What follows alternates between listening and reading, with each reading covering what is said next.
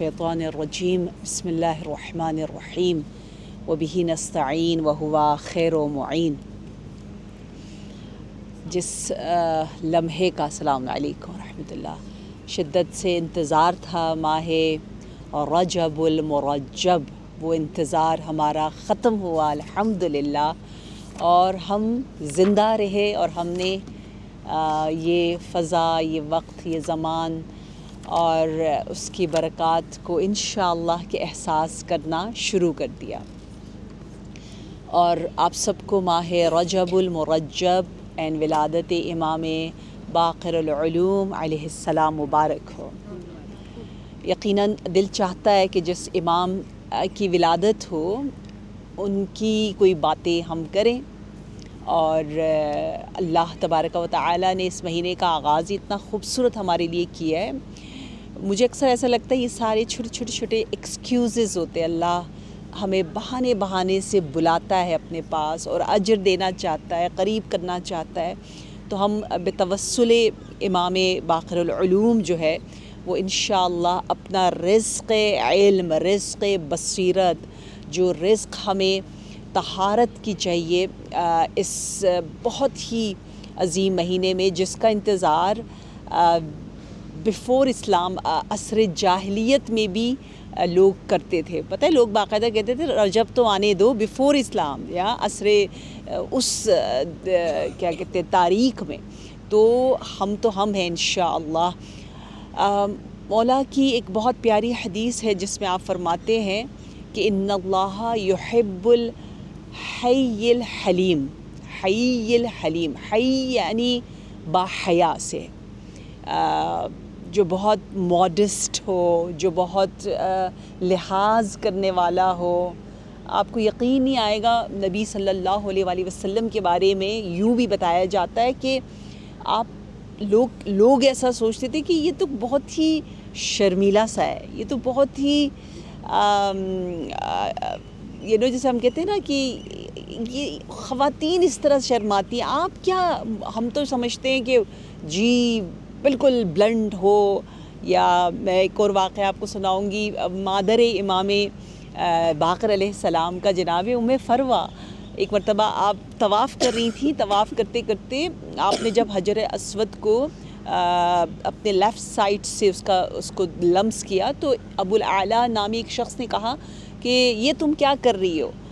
تو زوجہ امام باقر العلوم نے بہت اعتماد کے ساتھ جواب دیا کہ تم ہمیں سمجھاؤ گے، نحن اغنیاء من علمک، پورے یقین کے ساتھ، حجاب، با حیا، ہر طرح کا حیا ہے، لیکن بالکل صحیح جواب دینا، یقین، اعتماد، یعنی ضروری نہیں ہے کہ آپ کو جی میں آنکھوں میں آنکھیں ڈال کے فیس ٹو فیس، میں اگر بہت میرے اندر اعتماد ہے تو بس مجھے اس طرح سے اپنے ظاہر کو بنانا ہے، نہیں۔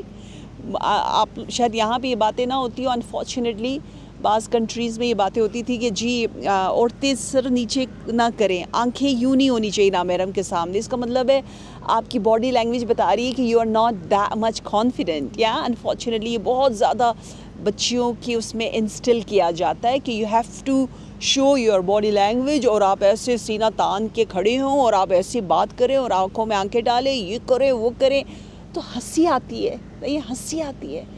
آپ کا اعتماد آپ کے ظاہر سے نہیں آتا، آپ کے باطن سے آتا ہے۔ آپ دیکھیں جناب ام فروہ پر ہماری جان قربان، گھر میں اتنی عزت، اتنی محبت مل رہی ہے، علمی ڈسکشنز ہو رہی ہیں، تبھی گھر سے باہر بھی جناب ام فروہ جو ہے وہ اتنے اعتماد کے ساتھ جو ہے وہ ڈیفینڈ کرتی ہوئی نظر آتی ہیں، ٹھیک ہے۔ تو با حیا ہونا چاہیے، لیکن با اعتماد ہونے میں اس کا آپس میں کوئی کانٹرڈکٹ یا آپس میں کوئی تضاد نہیں ہے، یہ کہنے کا ایک مقصد ہے۔ اچھا، تو آپ نے فرمایا حئی ہو نمبر 1، اور حلیم ہو، بردبار، وہی آپ سب کو بہتر پتہ ہے، سب کی اتنی اردو اچھی ہے نا، جوانوں کی خاص طور پر، بردبار سمجھ میں آتا ہے، it's very heavy, you understand یا؟ سو اور اور آسان اردو کیا ہے بردبار کی؟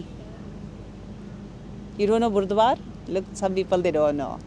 یا حلیم ہونا، حلیم forbearance، جیسے وہی ہاں نہیں حلم زیادہ تر ہوتا ہے بروں کے ساتھ اچھا رہنا، حلم بردباری کہتے ہیں اس کو، ایک چٹان کی طرح مضبوط ہونا، ٹھہراؤ، ہاں زیادہ تر برائی کے ساتھ، ہاں ایگزیکٹلی بردباری. اوکے، جیسے آپ کے بارے میں واقعہ ہے کہ ایک مرتبہ ایک عیسائی شخص نے، لوگ بہت کوشش کرتے تھے، کبھی کبھی لوگ یہ کمپٹیشن کرتے تھے کہ چلتے امام کو ناراض کرتے ہیں، ان کا غصہ دیکھتے ہیں، ان کا غضب دیکھتے ہیں، ان کو وہی اس سے باہر کرتے ہیں ٹریک سے. تو ایک شخص نے کہا کہ آپ کا نام تو محمد ہے، لیکن لقب کیا ہے؟ Baqir. You know the meaning of Baqir? Baqir یا جو سپلٹ کرنے والا ہے، عالم، فاعل یعنی کرنے والے کا، اس میں فاعل ہے نا، یعنی کرنے والا. Okay, so the one who splitting the علم الاولین والآخرین، باقر العلوم. اچھا، تو اس کرسچن نے کہا کہ آپ کا نام تو باقر ہے، باقر کمز فرام بقر مینز کھاؤ، اور توہین کرنا شروع کیا. پھر نہ صرف وہاں پر بلکہ امام نے جواب دیا کہ نہیں، بقر تو بقر ہوتا ہے، میں تو باقر ہوں نا. پھر کہا کہ آپ کی ماں تو آشپز کوک ہے. تو امام نے کہا اگر ہے، تم سمجھتے ہو تو کوئی برائی نہیں ہے اس میں. پھر کہا نہیں، آپ کی اور بھی کہتے ہیں امام کہ ظاہر کے بارے میں بھی بہت ہی کٹھن امام نے ٹائم گزارا. اچھا، ہم ایک ظلم کرتے ہیں نا، وہ یہ ہے کہ ہم نے جو امیج بنایا ہوا نا، خاص طور پر امامین صادقین علیہم السلام کے بارے میں، وہ غلط ہے. جس طرح حضرت زہرا سلام اللہ علیہا کے بارے میں ہم تھوڑی سی ناانصافی کر رہے ہوتے ہیں اور سمجھتے ہیں کہ وہ اپنا ذاتی حق صرف مانگ رہی تھی، اسی طرح امامین صادقین علیہم السلام کے بارے میں ہم یہ سمجھتے ہیں کہ they have established a beautiful university, you know, they were training, I don't know, 4,000 students. لیکن یہ تو کوئی بڑی بات نہیں ہے. نہیں، آپ کو اپرچونٹی ملے، لوگ آپ کے پاس آئیں اور آپ علم پھیلانا شروع کر دو. ٹھیک ہے، وہ تو ایک عالم دین بھی یہ کام کرتا ہے. ہیرو اور قہرمان ہم کہتے ہیں، اور بطل اور ایک احسان، جب آپ کسی محسن کی بات کر رہے ہوتے ہیں، وہ اس وقت ہے جب آپ ان کے حالات کو پہچانو. May be you can't believe it کہ نہ امام جعفر صادق علیہ السلام کو، نہ امام باقر علیہ السلام کو، دونوں کو موقع ہی نہیں ملا. کوئی کلاس نہیں ہوتی تھی، کوئی خطبہ نہیں دیا. جس طرح ایک ٹیچر کو جو اپرچونٹیز ملتی ہیں وہ بھی نہیں ملا. اس لیے یہ معجزہ ہے. یہ کیسے ہو سکتا ہے کہ آپ لوگ دور دور سے ملنے آتے تھے؟ ہاں، امام سے چھپ کر ملتے تھے. امام باقر علیہ السلام سے بھی. امام باقر علیہ السلام کے آپ شاگردوں کو دیکھیں، امام جعفر صادق علیہ السلام کے شاگردوں کو دیکھیں، زرارہ ہے، وہ سب دور دور، کوئی بھی مدینہ میں ارد گرد نہیں ہوتا تھا، دور دور حج کے بہانے سے آتے تھے، چھپ کر ملتے تھے. کوشچن آنسر کی شکل ہے، لیکن ہیئر اینڈ دیر بکھرے ہوئے، کوئی اجتماع کی اجازت نہیں ہے. اور بھی میں اگر آپ کو بتاؤں، آپ حیران ہو جائیں گے کہ جب امام سجاد علیہ السلام کی شہادت ہوئی اور آپ کا جو اونٹ تھا جس پر امام نے بہت سے حج کیے تھے، اور ہلکا سا مارنا اونٹ کو تاکہ وہ لیفٹ اینڈ رائٹ کی ڈائریکشن کو سمجھے، جس طرح آج کل انڈیکیٹر کام کرتا ہے، وہ اس طرح کا تھا. کوئی ظلم نہیں تھا، اور اس کی جو سکن ہے اس کو پتہ بھی نہیں چلتا، درد بھی نہیں ہوتا. ٹھیک ہے نا، دیٹ واز نارمل، اور ظلم بھی نہیں تھا. لیکن امام اتنے مہربان تھے کہ وہ ہلکا سا بھی نہیں مارتے تھے. وہ جو سب مارتے ہیں کہ ادھر مڑ جاؤ ادھر مڑ جاؤ، مشہور ہے. اور یہ واقعات بہت ہی اوتھینٹک ہے، اس لیے میں آپ کو بتا رہی ہوں، اور بہت زیادہ اس کا ذکر ہے. اچھا، جب امام سجاد علیہ السلام کی شہادت ہوئی، اور بعد میں اونٹ کو نہیں پتہ امام کہاں دفن ہوئے. اونٹ گیا اور جاتا ہے اور گریہ کرنا چاہتا ہے اپنے انداز سے، تو امام باقر علیہ السلام ڈر جاتے ہیں، ڈر کے کہتے ہیں اس کو ہٹاؤ. حالات اتنے کٹھن، اتنے سخت ہیں. آپ سوچیں نا، نواسے رسول صلی اللہ علیہ وسلم پر جب کھلم کھلا اتنا ظلم ہوتا رہا اور لوگ دیکھتے رہے، تو ان کے بعد بھی بہت ہی سخت وقت آیا. تو فرسٹ آف آل مجھے نہیں پتا کہ ہم کب تک ان غلط فہمیوں میں شکار رہیں گے اور اپنے آئمہ علیہم السلام کو اتنا سا درجہ دے رہے ہوتے ہیں. ہمیں خود نہیں پتہ ہوتا، ہم سمجھتے ہیں نہیں ماشاء اللہ اٹس اے بیوٹیفل کنٹریبیوشن، اور ماشاء اللہ بہت بڑا رول ہے امام کا، امام نے اتنے شاگرد تربیت کیے ہیں. That's it. اگر آپ ذرا سا غور سے سنیں تو مجھ جیسا جو مخاطب ہوتا ہے، جب میں یہ چیزیں سن رہی ہوتی ہوں یا سامع ہوتا ہے، میں تھوڑی بیمار سامع ہوں، تو میں سوچتی ہوں یہ کیا، یہ نہ چاہتے ہوئے ہم نے کیسے گرا دیا. تو امام کا وقت بہت مشکل تھا. آپ کو کبھی کبھی لے جایا جاتا تھا، خلیفہ زمان جو ہے وہ بھی اتنی بدگوئی، اتنا برا. اور جب وہ واپس مدینہ آتے تھے کہتے تھے گلیوں میں اعلان کرو کہ محمد ابن علی نجس ہے، اس کے ساتھ کوئی نہ بیٹھے. اور نہیں بیٹھتے تھے. آپ راہبوں کے پاس جاتے تھے، بیٹھتے تھے، پناہ مانگتے تھے. عیسائی آپ کے ساتھ کھانا کھا لیتے تھے، مسلمانوں کو بھگایا جاتا تھا. ایسے کٹھن سخت حالات میں جب قرآن کے محب، اہل بیت کے محب، فقیر ہر لحاظ سے، علم و ایمان اور ہر لحاظ سے ہم فقیر، وہاں آ کر امام نے کیا کیا، عجیب. انسان حیران ہو جاتا ہے. ایسے حالات میں نہ مائک ہے، نہ ممبر ہے، نہ کوئی میڈیا ہے، nothing. لیکن جس انداز سے امام نے وہ آہستہ انڈائریکٹ ہوتے جس بہت ہی احتیاط کے ساتھ پیغام کو پھیلایا کہ لوگ دور دور سے ملنے آتے تھے ایک ایک کر کے. حتیٰ امام جعفر صادق علیہ السلام کے زمانے میں ایسا نہیں ہوتا تھا کہ ایک وقت میں ماشاءاللہ اتنے ہزار اتنے سو بیٹھے ہوئے، امام آرام سے بیٹھے ہوئے اور لیکچر دے رہے ہیں. تو وہ ہوتا تو کتنی اچھی بات ہوتی. اور ہمیں ایسا لگتا ہے کہ اچھا ایسا موقع ملا ہوگا، فرصت ملی ہوگی، کیونکہ بنی امیہ اور بنی عباس کی آپس میں وہ ہو رہی تھی، تو اچھا امام کو بڑی اچھی فرصت مل گئی، بہت ہی ریلیکسنگ.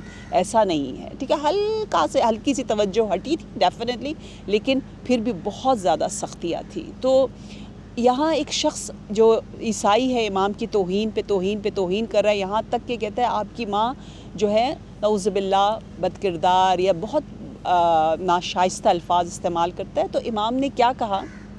ہم اور آپ سمجھتے ہیں کہ جب بات ماں پر آ جائے تو ہمیں تو اب جواب دینا ہے نا، ہماری تو غیرت مثلاً خون کھولنے لگ جاتا ہے. لیکن امام کا جواب دیکھیے. امام نے کہا اگر تم سچے ہو تو پروردگار عالم میری ماں کو معاف کرے، اور اگر تم سچ نہیں بول رہے تو پروردگار عالم تجھے معاف کرے. یہ کہہ کر امام مسکراتے ہوئے گزر گئے. That's it. ختم. ہم کیا کہیں گے؟ میری توہین ہو گئی، میرے خاندان پہ حملہ ہو گیا، میں تو اس کو نہیں چھوڑوں گی، مجھے کچھ کہہ دیتا، میرے ماں باپ کو کیوں کہا. اور میں آپ کو ٹنز آف معتبر واقعات بتا سکتی ہوں جہاں ڈائریکٹلی امام کے پدر اور مادر سب پہ حملہ ہو رہا ہے، اور امام جہاں مصلحت ہے وہاں تحمل فرما رہے ہیں، جہاں ذاتی بات ہے، جہاں قرآن پر اٹیک نہیں ہو رہا، جس سے شریعت نہیں بدل رہی ہوتی، جس سے اللہ کے دین کو نقصان نہیں ہو رہا تھا، وہاں پر وَإِذَا مَرُّوا بِاللَّغْوِ مَرُّوا سَلَامًا، آرام سے گزر جاتے ہیں. That's it. گزر جانا چاہیے. جب ہم یہ سوچتے نا کہ یہ میری عزت پر آنچ آ گئی، مجھے اس طرح کیسے کہہ دیا، مجھے ذلیل کر دیا، یہ کہتے ہیں یہ لگتا پیارا ہے لیکن یہ خطرناک ہے. یہاں میں ہے، اس میں کو ہم میں ہی نہیں سمجھتے، اس کو ہم ایگو نہیں سمجھتے، اس کو ہم نے بڑا خوبصورت سا بنایا. ہم نے کہا نہیں، یہاں یہ تو ایگو نہیں ہے، اس کی تو مجھے دفاع کرنی چاہیے. یہ ہم نے ویلیوز غلط کبھی کبھی سیٹ کیے ہوئے، ٹھیک ہے. تو پھر پھر حلم کہاں کرنا ہے؟ حلم کی جگہ کہاں ہے؟ کہاں ہے پھر حلم کی جگہ؟ حلم یعنی برائی کا جواب اچھائی سے دینا، اس کی جگہ پھر کہاں ہے؟ ٹھیک ہے نا، یہیں پر ہے نا، یہی مواقع ہے، یہی اس کے مصداق ہیں. ٹھیک ہے، تو امام کی یہ حدیث کہ ان اللہ پسند کرتا ہے حیی کو یعنی باحیا کو، اور حلیم کو یعنی بردبار کو، اور یہ آپ نے اپنی زندگی میں بہت ہی خوبصورت کر کے دکھایا. اور آپ کے ارد گرد جو لوگ آتے تھے آپ سے سوال کرنے پوچھنے، آپ نے جو علم پھیلایا اس میں خواتین بھی بہت زیادہ تھیں. اور میری یہ عادت ہے شروع سے کہ میں فیمیل نیریٹرز، فیمیل کمپینینز، جو فیسنیٹنگ فیمیل ہماری پرسنالٹیز ہے، ان کا ایک کلیکشن شروع سے ہی میرے پاس رہا ہے، اور میں ایک ڈفرینٹ اینگل سے دیکھ رہی ہوتی ہوں. میں ہمیشہ یوں دیکھ رہی ہوتی ہوں کہ اچھا امام باقر علیہ السلام تشریف فرمائیں، آپ اپنی ماما کے ساتھ کیسے، اپنی وائف کے ساتھ کیسے، اپنی بیٹی کے ساتھ کہتے ہیں، گھر میں کیا باتیں ہو رہی ہے، کیا ڈسکشن ہو رہی ہے. I don't know why I'm always having this kind of curiosity کہ ہمارے ائمہ علیہم السلام قرآن کے مکتب میں جو شاگرد اور جو نورانی ہستیاں ہیں وہ گھر والوں کے ساتھ کیسے ہوتے. That is more important. یہاں باہر تو انسان ہوتا ہی ہے، چلے سب کچھ سکھا رہا ہوتا ہے، لیکن گھر میں کیا کنورسیشن ہے. تو گھر کی کنورسیشن میں ایک بات بتاؤں جو جناب ام فروا سے آپ فرما رہے ہیں کہ اے ام فروا، میں اپنے چاہنے والوں کو صبح و شام ان کی مغفرت کے لیے صبح و شام، صبح شام دن میں کئی ہزار مرتبہ ان کا نام لے کے ان کے لیے دعا کرتا ہوں. تو جناب ام فروا حیران ہوئی کہ اتنا زیادہ. تو آپ نے فرمایا اس کی وجہ یہ ہے کہ ہمارے لیے صبر کرنا آسان ہے کیونکہ ہمیں اس کے صلے کے بارے میں علم ہے، یقین ہے، لیکن ہمارے چاہنے والے ان کے لیے صبر کرنا مشکل ہے کیونکہ ان کے پاس علم کی کمی ہے. دیکھیں کتنا پیارا.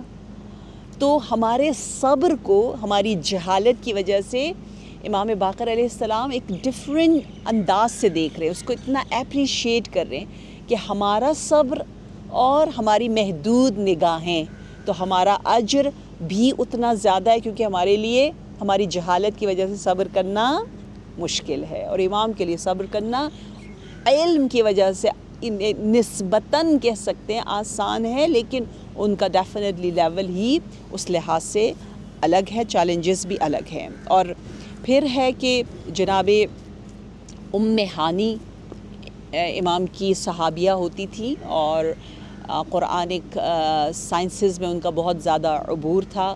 ختیجہ بنت عامر امام کی بہت اچھی شاگرد تھی، اور خود ختیجہ بنت امام باقر بھی راویہ ہیں اور امام کی شاگرد ہیں اور علم پھیلا رہی ہیں. اور حبابیہ والبیہ، you all know about her, یا حبابیہ والبیہ، میں اکثر بولتی رہتی ہوں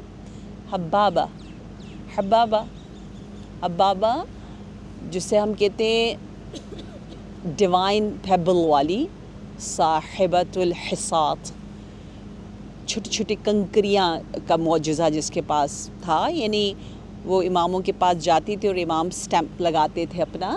that one maybe you know Hababa very famous.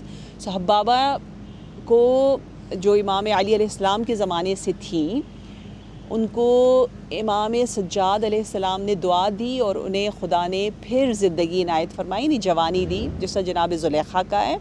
اور یہاں تک کہ امام ہشتم، امام رضا علیہ السلام کے زمانے تک وہ زندہ رہتی ہیں، 230 ایئرز کی ہیں. ان کی بیٹی فاطمہ کے بارے میں بھی ہے.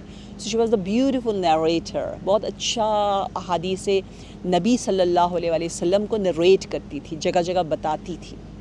بائی دا وے آپ کو پتہ ہے نا، جب بھی ہم کہتے ہیں امام باقر علیہ السلام نے فرمایا تو وہ کیا فرمایا ہوتا ہے؟ وہ روایت کی ہوتی ہے. کن کی؟ حدیث نبی صلی اللہ علیہ وسلم.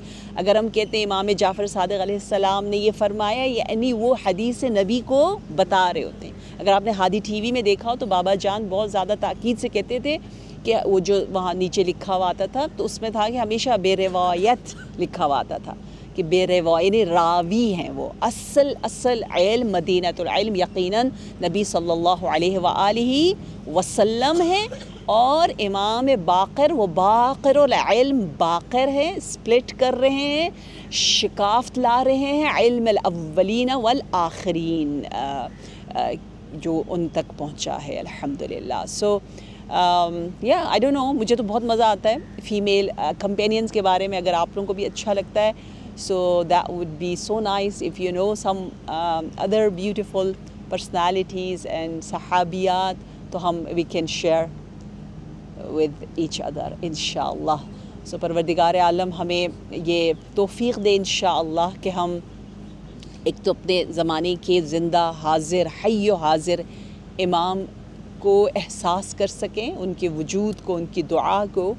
اور مجھے تو اتنا اچھا لگتا ہے جب امام باقر علیہ السلام نے کہا کہ میں اتنا یاد کر رہا ہوں. اچھا ابھی ہم نام لے رہے ہیں امام باقر علیہ السلام، امام صادق علیہ السلام. what do you think؟ یہ امام ہماری آواز سن رہے ہیں یا دعا کر رہے ہیں یا نہیں کر رہے ہیں؟ یقیناً کر رہے ہیں، کیونکہ قرآن گواہی دیتا ہے کہ شہید زندہ ہے، شہید رزق پا رہا ہے. صحیح، وہ شہداء میں سے ہے نا. تو شہید کی زندہ ہونے کا مطلب ہی یہی ہوتا ہے کہ دے آر اویئر اور وہ نہ ہو تو پھر تو وہ معنی بالکل ہی تفسیر کا جو ہے وہ غلط معنی ہو جاتا ہے. تو انشاءاللہ ہم جب امام کا نام لیتے ہیں، امام کی روح، اور نبی کا نام لیتے ہیں، انبیاء کی روح جو کہ بہت وسیع ہے، وہ حاضر ہو جاتی ہے اور وہ ہم پر خاص اذن الہی سے ہمارے لیے دعا کرتی ہے. پروردگار عالم ہم سب کو رجب المرجب کا احترام کرنے والے اور حی اور حلیم بنا دے انشاءاللہ. والسلام علیکم ورحمۃ اللہ وبرکاتہ. اللہم صلی علی محمد وآلہ